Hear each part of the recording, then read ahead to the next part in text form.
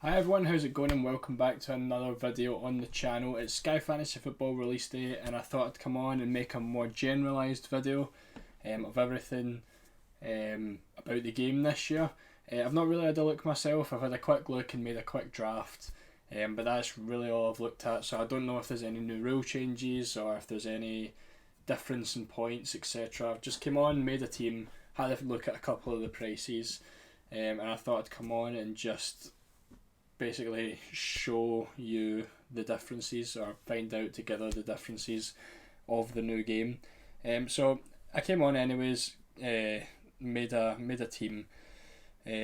Starting us off, this is the team that I made quickly. I think it looks pretty decent, to be fair, so far. I wanted to get Haaland, Salah and Son in, similar to FPL. I wanted those three. Obviously in FPL I couldn't get Salah in, but in this game Haaland's been priced very, very cheaply, meaning that everyone will probably have him.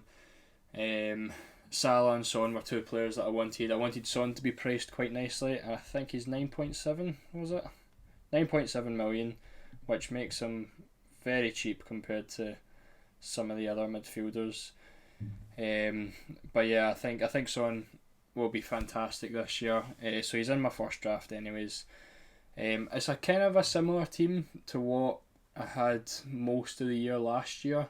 Rodri's there, Mitrovic is there, Haaland's there, Enzo Fernandez is there, Salah's there, Shaw's there, Dunk's there. That's 7 players there that were very popular last year. But Dunk, I think at 8.3 million is very, very low priced, nicely priced. So I think he'll definitely be in my team by the time those comes. I don't think they've got the fixtures up. No, they don't. Not the team's fixtures. But yeah, when I was making this team, I wanted to set out like a baseline for the players I wanted. So like I want to make sure that I've got these players. I think those 7 I feel are pretty nailed in the team, and I think all of them actually seem fairly priced. I wanted Salah. I thought Salah would be 11.5. He's dropped 1.2 or 0.3 million, so there's no reason not to have him.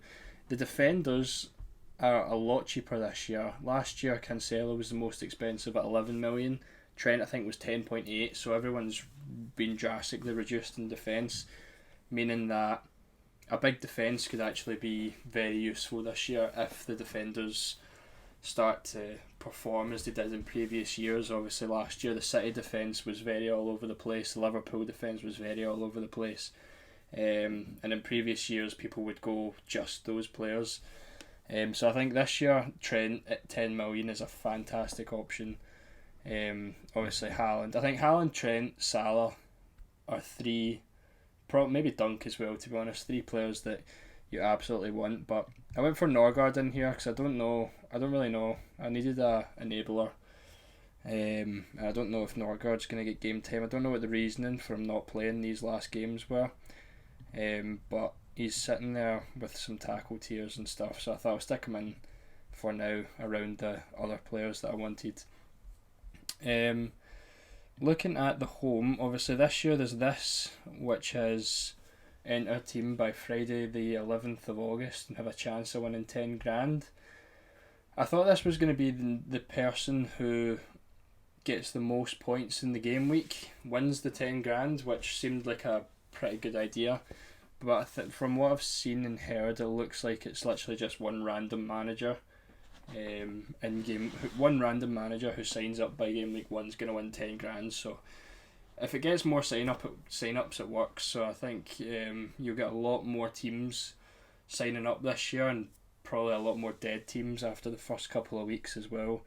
But that's one of the changes. I don't know if there's too much else. Where can I find there we go, the rules. Starting 11, substitute, it's the usual. It's just usual. I wanted to see the penalty miss to see if it's even. Alright, okay, so penalty miss, yeah, that's fair. Penalty save, I wanted to see if it's different. Penalty saves awarded to a goalkeeper whether or not they touch the ball, so that's not great. I was hoping that a goalkeeper wouldn't get a save if a penalty was skied over the bar. I feel like that was a big problem last year, with goalkeepers getting 5 points and they've not even done anything for the penalty. But bonus tiers, is this the same? 3 goal, I think that's the same. 4 tackles is the same. 60 passes the same. Shots on target the same. I think that's all the same there. So no changes to the tiers either. Have we got a 5-4? No, so you're still not allowed a 5-4-1 formation either, which is a bit poor as well. Is there any? No, I don't think there's any formation changes. Nah, I don't get why we can't get a 5-4-1. There's no reason for it at all. Yeah, that would be nice. I don't actually think there's any changes at all to anything here. Is it 1 overhaul and 50 transfers? Take advantage of the overhaul once. 50 player transfers, so it's the exact same again. Game week 21 is when the overhaul starts. I don't know exactly when that is. I'm gonna presume that is January. Okay, so New Year. Right at the start of New Year is where, I suppose it's going to be here, isn't it? Yeah, so after game week, after the 30th of December, the overhaul starts for 2 weeks, I'm imagining. Yeah, 2 weeks. So 2 weeks of overhaul in January. Prize League's the same. Yeah, it literally looks like everything is the exact same. Okay, fair. Okay, so if I'm making another draft, I think Rodri has to be there. He was one of the best players to have last season, and he's only been increased by 0.3. I think he was 9.1 last year. So Rodri's going to be there. Salah's going to be there. We'll take Son out for now. I think Enzo was 8 million last year. He's only 8.4, and again, he was great for bonus last year, picking up loads of points all over the place. So he would be in the team. Norgard can come out. Mitrovic can come out. Shaw can come out, and Johnston can come out. I think every draft I'm going to have is probably going to have these 6 players in them because they're priced very well, and that leaves 40 million for 5 more players. The goalkeepers are priced as they normally are. It'd be interesting to see how well Spurs get on defensively with the main Spurs, I think if you can check up here, the main Spurs goalkeeper being max 7 million. Could end up being Fraser Forster, but it'll probably end up being Vicario if Spurs do well defensively. I don't know if they will. They're not really, especially with Postecoglou as the manager. I don't think they're going to be keeping loads of clean sheets, but it's one to keep an eye on. Only 7 mil. Any other interesting goalkeepers? Alisson at 8 mil. I think he's been that for the last 2 or 3 seasons anyway. Pope's a lot more expensive this year, I think. I may be wrong. Ramsdale, De Gea. I mean, I think the goalkeepers, the fact that there is such a big, not a big difference in the points, in the price, you should probably just go for the best goalkeeper. Alisson got the second most points last year. Pope, De Gea. Don't think De Gea will be there, so if Onana signs for Man United, we need to see what price he's going to be. He might just get priced the same as De Gea. Raya's probably gone. What about the Brentford goalkeepers? Fleck. Do you know, that's actually interesting. Flecken in goal, 6.9 million. Because he'll probably end up being the starting keeper for Brentford this year. And obviously Raya was the highest.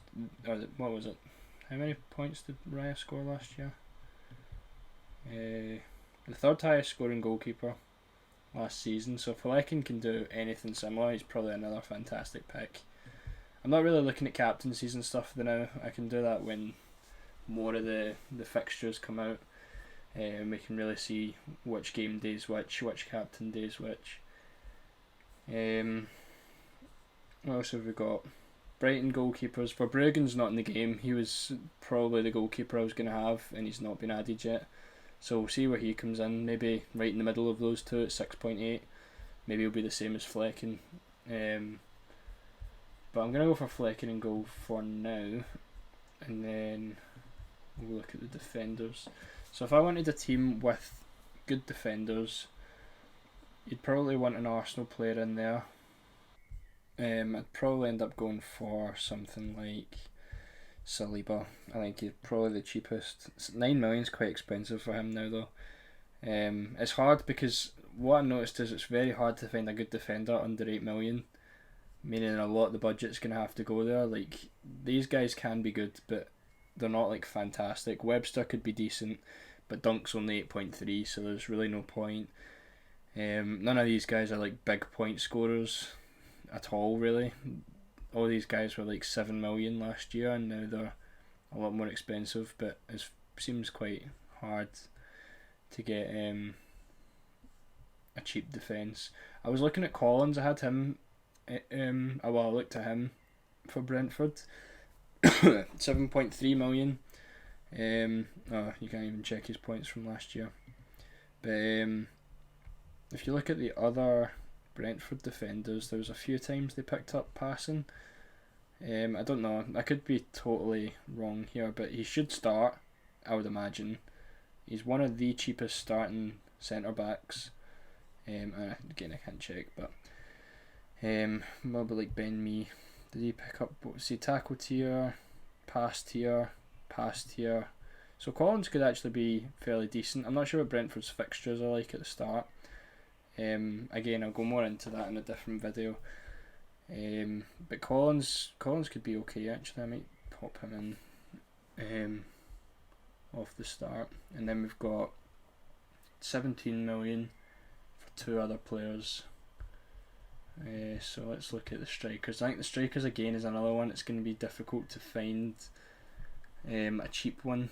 Last year we get Wilson at 7.8. I think Isaac was 7.8. Hopefully Calvert-Lewin comes back this season and can start banging some goals in. We've got Solanke and Ferguson. Like, they're okay, but they're not, like, they wouldn't be in everyone's team. They're not going to score every game. Awoniyi could be interesting. He was good at the end of last season. What did he get to? 2 goals, goal. So he scored in all 4 of the last games. So he could be okay, but I don't know if I'd have him off the start as well. And then after that, there's really nothing much there. What else? I mean, like, Wilson and Isaac at 9.1 million is outrageous. I think Mitrovic might just be the best option there, to be honest. If you didn't want Mitrovic and you wanted a better midfielder, say Saka, 6.8. I'd have to go for a cheap midfielder. I can't afford Norgard, so I don't know. Again, I've not looked into the enablers or anything yet. 6.8. Yates was someone people were looking at last year. McTominay, if he McTominay went to a lower club, he could be. I know, but then he doesn't get bonus. He'd just be playing, maybe scoring. I suppose he could be okay depending on where he goes. But yeah, gonna have to have another deeper look into these guys. I wanted to see what you could get if you went for like a bottom heavy team and went more into the defence rather than the strikers. Obviously Haaland's going to be there anyway. But if I wanted Alisson, I quite like this new interface, by the way. See the kits rather than the faces. I liked it during the World Cup. It's refreshing. But anyway, Alisson in goals, and then I wanted, say, did Diaz play most of City's games? He did, but then he didn't. We'll go with Diaz because we want to try see what you can get with the best players, and then I'll go Saliba.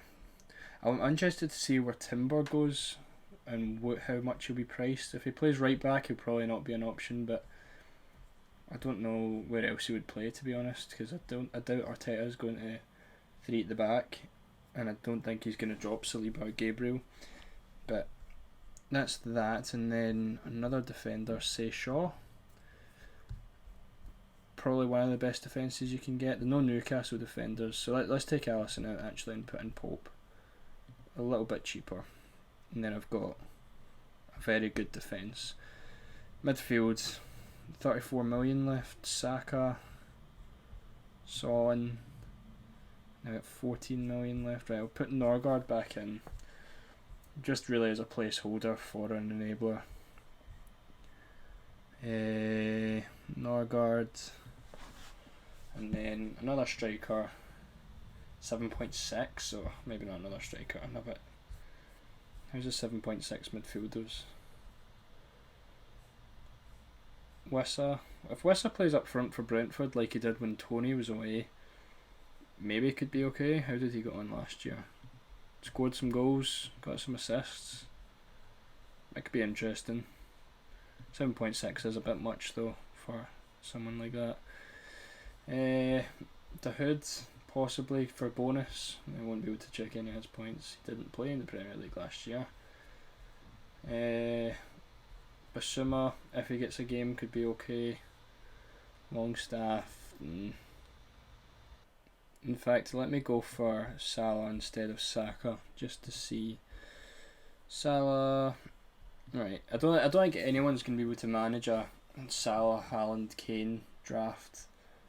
Maybe depending on what else you got, but Salah, Haaland, Kane would definitely be quite difficult. 6.5 million for the last player. I'd have to go for another low down. I don't know if that's gonna work. I'm gonna take Son out and go a bit cheaper.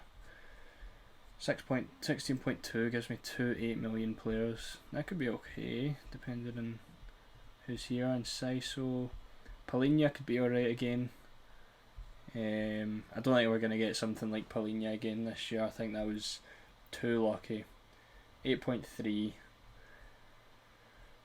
8.3 gives you Mitrovic actually. Mitrovic in there. And you get that team. A fantastic defence. You manage Salah and Haaland in there. That's not bad. If you wanted to take Norgard out and go for two midfielders, you get about 7.5 million each. Something like... Is there anything good here? I actually don't think there is. Maybe not. But anyways, that's kind of... I actually think the pricing's not too bad this year. Especially with Haaland being that cheap, you can get a fairly nice team. That's the one I made off the start anyways. But yeah, I'm going to end the video there. Hope you all enjoyed, and I'll see you all in the next one. Thanks very much for watching. Goodbye.